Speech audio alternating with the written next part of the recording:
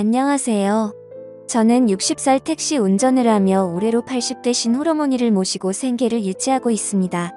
저는 형 하나 남동생 하나 있는 둘째였는데 다른 형제들 다 가정 꾸리고 자기 짝 만나 토끼 같은 자식들 낳고 알콩달콩 살고 있을 때 저는 이상하게 아무리 노력을 해봐도 제 인연이 닿질 않더라고요. 사실 제가 스스로 볼 때는 택시 운전하면서 모아놓은 돈도 꽤 있었고 그럭저럭 생김새도 괜찮다 여겼지만 현실은 그게 아니었나 봅니다. 제가 마음에 들어하는 여자는 저를 싫다 했고 막상 제가 싫은 여자는 저를 좋다고 하니 이런 악순환이 흐르면서 저는 나이만 먹어 결국 혼기를 놓치게 되었습니다. 제 어머니는 저더러 눈도 좀 낮추고 마음 착한 여자 만나 아무나 결혼하라 했지만 어디 사람 마음이 그런가요? 심지어 어머니께서는 제게 애원하며 외국인까지 닥치는 대로 소개해 주셨지만 결실이 이루어질 리가 없었습니다. 그러던 중 평소에 친하게 지냈던 동료 기사 친구 아들이 안타깝게도 교통사고를 당해 저 세상으로 갔다는 소식을 듣게 되었습니다. 우연히 두어 번 정도 친구 아들을 본 적이 있었는데 괄괄한 성격의 친구와는 달리 워낙 심성이 여리고 소심했던 걸로 기억해요. 비극적인 소식에 동료들은 문상객으로 친구 아들이 안치되어 있다는 병원 장례식장을 찾았고 그곳에서 슬퍼하고 있는 친구 부부를 보았습니다. 친구는 동료들이 찾아온 것에 대해 고마워하며 눈물까지 훔치고는 어서 앉아라 안내해 주더군요. 저는 조의금을 내고 고인의 명복을 빈 후 잠시 볼 일이 급해져 화장실을 급히 다녀오겠다 했습니다. 그때 화장실 앞에서 한 여인이 검은색 상복 차림으로 급히 나오더라고요. 많이도 울었던지 눈이 빨갛게 부은 상태로 장례식장 안으로 가는 여자. 그때 전 무슨 생각이었던 건지 순간 그 여자에게서 눈을 뗄 수가 없었습니다. 뭐라 말로 표현할 수 없는 기분이라고나 해야 할까요? 무슨 운명의 장난 마냥 저도 모르게 화장실 가는 것도 잊은 채 그 여자를 쫓아갔어요. 그런데 친구가 앞에 나와 그 여자를 매섭게 쏘아보더군요. 무슨 놈의 화장실을 그렇게 줄기차게 쏘다니냐.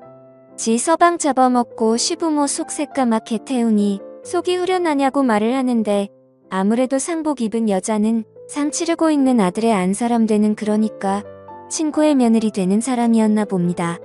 아무리 직설적인 성격으로 유명한 친구라 아들 잃은 슬픈 마음 충분히 이해하겠으나 냉정하게 얘기하면 아들이 신호 위반해서 교통사고로 운 나쁘게 저 세상 갔다는데 며느리가 대체 무슨 죄랍니까? 잘못했다고 죄인처럼 고개를 숙이던 며느리가 안쓰러운 마음이 들었는데 어느새 자꾸만 제 눈이 며느리를 쫓고 있더군요. 제 스스로가 미쳤나 보다 했죠. 살면서 눈에 들어오는 여자 몇 없었는데 하필 친구 아들의 미망인이 절 사로잡다니요. 저는 감정을 애써 부정하며 바쁘다는 핑계로 도망치듯 나와버렸습니다. 아들을 잃은 후 다시 평범하게 근무하게 된 친구는 애써 아무렇지도 않은 척하며 일에 열중했습니다. 평소보다 더 농담도 하고 기운차게 행동하는 게 아무래도 아들을 잃은 슬픔을 잊으려고 더 그러는 것 같았어요. 전 자식이 없었지만 어쩐지 피부치를 잃은 마음은 그 소중한 사람을 잃은 마음은 왠지 알 것 같았습니다. 저는 음료수를 친구에게 건넸습니다. 친구는 고맙다며 음료수를 꿀꺽꿀꺽 들이키며 고마워 아들 녀석은 제 운명이 그것밖에 안 되어간 놈 어쩌겠어 생각하면 마음만 아프지. 이게 다 사람을 잘 들여야 하는 법이야. 며느리 하나 잘못 들어와서 집안에 불운을 몰고 왔으니 결혼한다 했을 때 말리지 못한 게 내 천추에 아니하며 감정이 올라왔는지 분을 토해냈습니다. 얘기를 들어보니 아들하고 며느리하고는 작년쯤 결혼을 했는데 부모한테 버림받고 조모하고만 살아서 어두침침하고 우울한 게 썩 마음에 들지 않았다고 합니다. 그래도 아들이 좋다길래 무작정 반대할 수 없어 결혼시켰지만 며느리가 들어오고 나서부터 집안에 불운이 시작됐다고 하네요. 사기를 당해 가세가 기울기 시작했고 아들마저 비명에 간 일이 있었으니 며느리를 보기 싫어 당장에 나가라 했는데도 갈 곳이 없어 붙어있다 하니 아주 미치겠다고 하더라고요. 그날 밤 친구와 한잔을 하고는 집에다 데려다 주었습니다. 며느리가 나와 시아버지를 부축하는데 고주망태가 된 친구 녀석은 그 와중에도 재수없다며 며느리를 뿌리치고는 저만을 의지한 채 집 안으로 들어가더군요. 데려다주며 부인이 되는 사람이 저희 바깥 창반만 챙겨줘서 고맙다며 집에 드릴 건 없지만 마침 반찬을 많이 만들어 놨으니 그거라도 좀 챙겨가시라고 했습니다. 저희는 그 애가 만든 건 안 먹거든요 라고 가시도 친 듯 말하니 뭐 제 딴엔 거절할 이유가 없었습니다. 그날 서글퍼 보이는 며느리의 인사를 받으며 덕분에 반찬 선물을 가지고 간 저는 다음날 아침으로 어머니와 꽤 괜찮은 식사를 했습니다. 어머니께서는 어디서 가져온 반찬이냐며 솜씨가 좋다고 하셨습니다. 어머니께서는 이런 요리 솜씨 좋은 여자를 며느리로 맞아봤으면 좋겠다. 언제까지 환갑 받든 아들애미 식사나 차려야겠냐고 하시는데 저는 어머니께 늘 죄인인 아들이었습니다. 다음날 출근하고 택시 영업을 하는데 길 가다가 우연히 며느리와 마주쳤습니다. 뭘 잔뜩 들고 가고 있더군요. 친구 부인은 다른 아들과 떡집을 운영하고 있었거든요. 그렇게 구박할 때는 언제고 가게 일은 써먹고 있었나 봅니다. 얼굴 한번 봤다고 그새 반가운 마음도 들고 고맙다는 인사도 할 겸 택시를 세웠네요. 안녕하세요. 어디 가세요? 타세요. 제가 가는 데까지 모셔다 드릴게요. 라고 하니 괜찮다고 하는 며느리였지만 제가 여러 번 권유하니 마지못해 제 차에 오르며 짐을 실었습니다. 오늘따라 배달차가 고장나서 그리 멀지 않은 곳이라 걸어서 배달을 가는 길이라 하더군요. 그래서 이 무거운 떡을 어떻게 이고 지고 가냐는 말에 며느리는 멋쩍은 듯 아무 말 없었습니다. 저는 며느리에게 맛있었다며 어머니가 요리 솜씨 칭찬을 했다고 말해주니 참 좋아했습니다. 하며 말하기를 저희 남편도 제 요리 솜씨가 좋다고 칭찬을 하곤 했는데 부담스럽지 않으시다면 종종 놀러 오실 때 조금씩 반찬을 싸드려도 될까요? 라고 하는데 빈말이라도 참 고맙고 좋더라고요. 배달하는 곳은 금세 도착했고 며느리가 차에서 내리자 저는 생각했어요. 미쳤나 보다. 정신 차려야지. 다 늙어서 저렇게 새파란 여자한테, 그것도 친구 며느리한테 이러면 안 되지.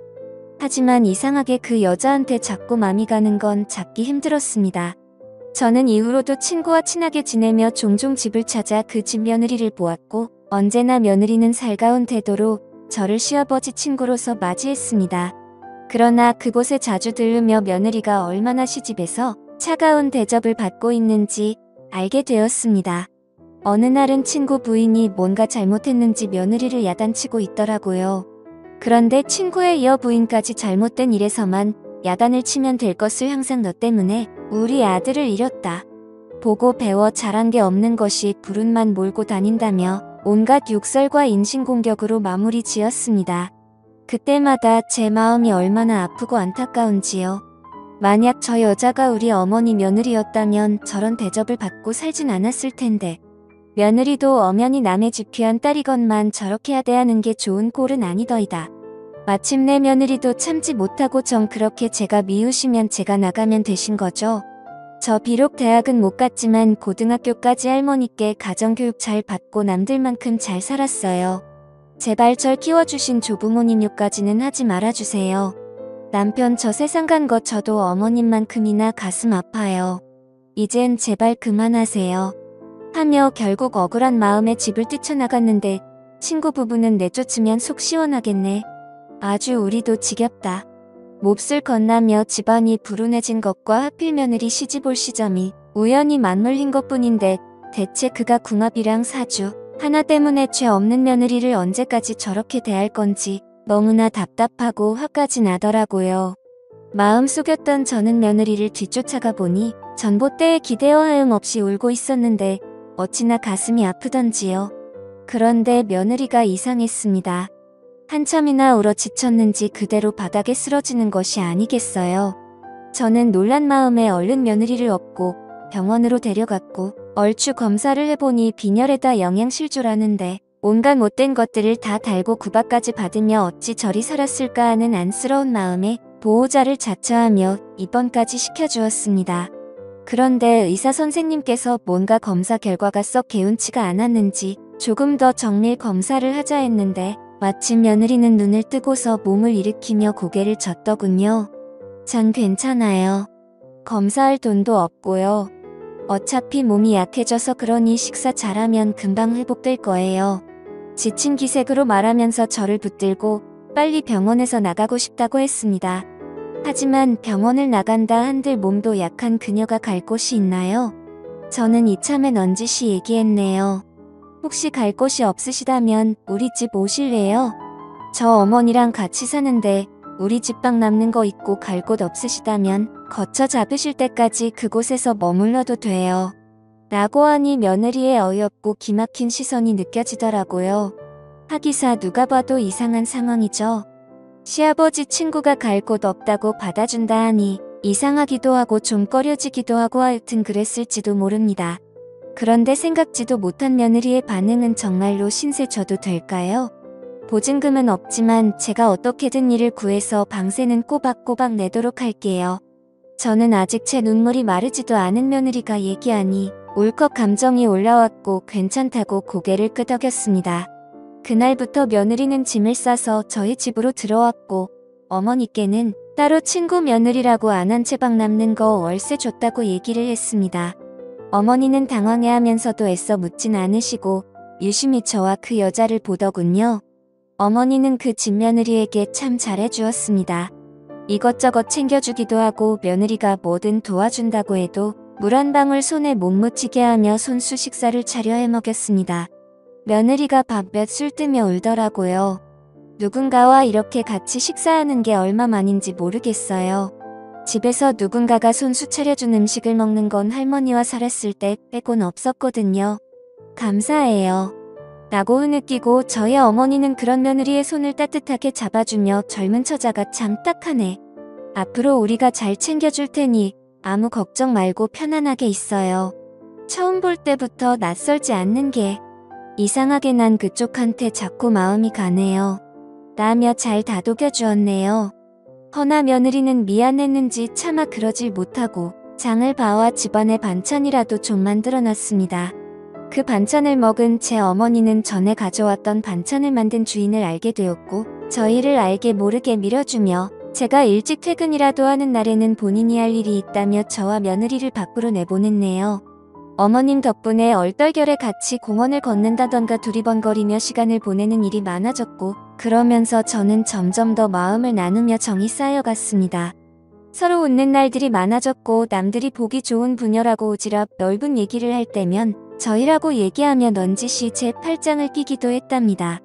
설레기도 하고 가슴 떨리기도 하고 20여 년 넘게 차이는 그녀를 욕심내는 제가 도둑놈이었지만 좋아하는 감정을 숨기기가 어렵더라고요. 허나 전 용기가 없어 이런 좋은 관계마저 깨어질까봐 끝까지 그녀에게 먼저 손을 내미진 못했어요. 그런데 그때쯤 며느리는 가끔 복통을 호소하며 식은땀을 흘리는 날이 많아졌습니다. 죄송한데 가방 안에 약이 있어요. 약 좀 주시겠어요? 라며 어디가 아픈지 자꾸 약을 먹었어요. 계속 소화가 안 된다며 배가 아프다는 며느리에게 병원을 가자 했지만 늘 이렇다고 소화제 먹으면 괜찮다고 했던 며느리. 복통으로 인해 식사를 못하게 되는 순간이 많아지자 그녀는 날로 야위어갔고 고통을 감내하며 어떻게든 그 약을 먹고 안정을 취했습니다. 저는 브랜드 소화제라고 먹는 약을 몰래 빼와 약국에 가서 그 약에 대해 물어봤고 충격적인 이야기를 듣게 되었습니다. 바로 그건 항암제였어요. 늘상 그녀가 소화제라고 둘러대며 먹었던 약은 바로 항암제였던 겁니다. 세상에 맙소사 항암제를 먹고 있었다니. 자신의 병에 대해 미리 알고 있었기 때문에 병원에서 정밀검사를 모두 다 거부했던 며느리. 자신의 병이 들킬세라 저와는 절대로 병원을 가지 않았던 거고요. 며느리의 기구하고 험한 팔자에 서글픔이 몰려오더라고요. 그런데 그놈의 시부모가 며느리가 어떻게 저희 집에 있는 건 알아냈는지 집 앞에서 한참 소동이 일어났는데 평소 보던 성격 좋은 친구네 부부의 모습 대신 독하고 악에 받친 상태로 쌍으로 며느리의 머리채를 잡고 흔들며 괴롭히는데 저희 어머니께서 곁에서 아무리 말린다 한들 80세 넘은 노인이 뭔 힘이 있겠습니까? 동네 사람들 강 건너 불구경만 하고 있는 상태에서 제가 멀리서 달려와 악착같이 붙어있는 악성 손기를 힘겹게 떼며 그만 좀 하라고 했고 친구는 저를 보자마자 눈이 뒤집혀 오들겨 패고는 멱살을 잡았습니다. 아주 천하의 못된 것들 어디 빌부터 사나 싶었더니 우리 아들 간지 얼마나 됐다고 다 늙은 노인네를 그것도 어떻게 내 친구하고 붙어서 같이 살 수가 있냐. 너도 마찬가지야 이놈아. 너 내 아들 며느리인 줄 뻔히 알면서 감히 내 며느리와 같이 살림이라도 차리려고 오라질 놈 같으니 나 너희들 가만 안 둘 거야. 절대로 용서 못해. 라고 고래고래 소리를 지르고 부인은 분이 안 풀렸는지 한내 친 상태로 또다시 며느리의 머리채를 잡고 흔들었습니다. 저는 참다 못해 온 힘을 다해 친구와 친구 부인을 며느리에게서 떼어내 그녀를 지키기 위해 몸으로 가로막고는 필사적으로 소리쳤네요. 제발 그만 좀 해. 이 여자 아파. 암이라더라. 니들이 얼마나 아들 문제로 이 여자한테 못할 짓을 많이 했으면 오죽하면 이 여자가 그 몹쓸 병에 걸려 힘들어했겠어. 도대체 언제까지 사람을 이렇게 괴롭힐 건데. 갈데 없는 사람을 곁에 두고 그렇게 괴롭히더니 막상 집을 나가니까 쫓아와서 못살게 구는 건 대체 무슨 신보인데. 사람이 대체 어떻게 그래. 죽은 네 아들은 불쌍하지만 이미 하늘 날아갔고 산 사람이라도 살아야 하잖아. 언제까지 네 아들 먼저 간 걸 이 여자 탓으로 돌릴 거냐고라고 절규했고 그 여자는 콧물을 흘리며 흐느끼기 시작했습니다. 친구 부부는 며느리가 암이라는 것에 잠시 벙쪄하더라고요. 뭐 하나라도 느끼는 게 있기를 바라며 이 여자 살려고 애썼는데 제발 친구가 더 이상 죄 없는 사람한테 못할 짓 하지 않길 바라며 죄 짓지 않길 바라며 이길 한 건데 그 심정을 이해하지 못했나 봅니다. 잘됐네. 우리 아들 곁으로 가면 차라리 낫지. 우리 아들 홀려서 괴롭게 했는데 너 혼자서 행복하면 양심 없는 행동 아니냐. 그 심정을 이해하지 못했나 봅니다. 우리 아들은 차디찬 땅속에 있는데 너 혼자 등 따시고 배부르게 먹는 건 공평치가 않아. 라며 매몰차게 구는데 할 말이 없더군요. 때마침 주민이 부른 경찰차가 왔고 사건은 일단락되어 그나마 보호를 받을 수 있게 되었습니다. 친구는 울컥하며 저희를 가리키고는 파렴치한 작자들이라며 제가 며느리하고 제가 친구인데 둘이 그렇고 그런 참으로 이치에 맞지 않는 관계가 아니냐며 억울한 듯 자초지종을 털어놓으며 얘기를 했습니다. 경찰은 얘기를 듣다 난감한 얼굴로 물론 나이 차이가 좀 그렇긴 하지만 도덕적으로도 솔직히 며느님 이제 혼자 계셨고 어르신 친구분이면 두 분이서 이루어져도 큰 문제는 없지 않나요? 이러시는 두 분이 제게는 이치에 맞지 않는 분들 같습니다만 라고 하니 시부모는 기막혀하면서도 막상 아무 말은 못했으나 그래도 억울했는지 제게는 이제 와서 남의 며느리 훔쳐간 놈이라고 운운하고선 제게 가만 안 두겠다고 협박성 말을 남기고 가버렸습니다. 저는 며느리를 데리고 병원으로 가려 했지만 다시 거부하더라고요. 그래도 가진 설득으로 데려가야만 했습니다. 부디 그녀가 세상에 남아있기를 간절하게 바라면서요. 그녀는 난소암 3기였습니다. 생존 확률은 50% 정도로 반반 상황이었지만 꼭 그녀를 살리고 싶었습니다. 저와 남녀로서 잘 되든 안 되든 문제를 떠나서 어쩐지 그녀를 살려야 할 만한 이유가 제게 있을 것 같았어요. 처음 그녀를 만났을 때부터 제게 주어진 과제였을지도 모르겠습니다. 그리고 곁에서 그녀를 지켰네요. 가족도 아무도 없는 30대 중반의 그 여자를 위해서 저도 어머니도 그녀를 품기로 했습니다. 처음으로 나 말고 누군가를 위해서 간호도 해보고 위로도 해주고 저의 진심에 그녀도 마음이 움직였는지 한평생 재수 없고 불운하다는 소리만 달고 살아 남편이 가버린 후 단 한순간도 생에 미련이 없었는데 지금은 누군가에게 관심받고 사랑받는 존재라고 생각하니 자꾸만 이 세상을 보고 싶어져. 그래서 전 남편에게 더 미안해요. 이런 저라도 괜찮으시다면 그땐 아저씨와 어머님 모시면서 남은 일생을 함께 보내고 싶어요 라며 제 어깨에 기대왔습니다. 저는 고맙다며 그녀에게 둔시우를 불키고 제발 살아달라고 한 번만 그 누구도 아닌 스스로를 위해 삶을 선택해달라 말했죠. 저는 그녀의 빠른 회복을 위해 재산을 털어 그녀를 위한 치료비로 아낌없이 썼고 저희 어머니께서는 암에 좋다는 음식 다 구해서 먹이고 치료하며 하루하루 노력했습니다. 그러던 중 기적이 일어났습니다. 의사는 일단 수술이 잘 되었다며 말씀해 주셨고 난소암이 재발하는 암이라고 주기적으로 검사받으며 지금처럼 좋은 식사와 운동을 권유했고 그 여자는 마침내 귀한 목숨을 구하게 되었습니다. 그녀는 저와 어머니 앞에서 하염없이 눈물을 쏟으며 저희 가족과 새로운 삶을 다시 살아가게 되었습니다. 그녀는 저를 때론 남자로서 부모로서 오빠로서 의지하며 살아갔고 저는 껄끄러웠던 그녀의 추억이 담긴 동네를 이사 간 후 이러쿵 저러쿵 뒷말이 듣기 싫어 그녀와 나를 아는 모든 사람들을 등진 채 타 동네에서 자리를 잡아 어머니를 모시고 전처럼 한 집에서 살고 있습니다. 제 직업이 택시 운전기사인지라 어디든 가도 부담이 없다는 게 최대 장점이겠죠. 그녀가 완전히 몸이 나아진 뒤에는 그녀는 제 청혼을 웃으면서 받아주었습니다. 아내와 결혼하던 날 제 어머니께서 제일 좋아하셨고, 비록 아내의 몸으로 인해 기다렸던 자식은 보기 힘들 테지만 지금이라도 사랑하는 여자를 만나 살아갈 수 있게 된 게 하루하루가 너무 기쁩니다. 그리 잘 살진 못해도 제 보물 같은 여자들인 어머니와 아내만 있으면 행복하게 살아갈 수 있을 것 같습니다.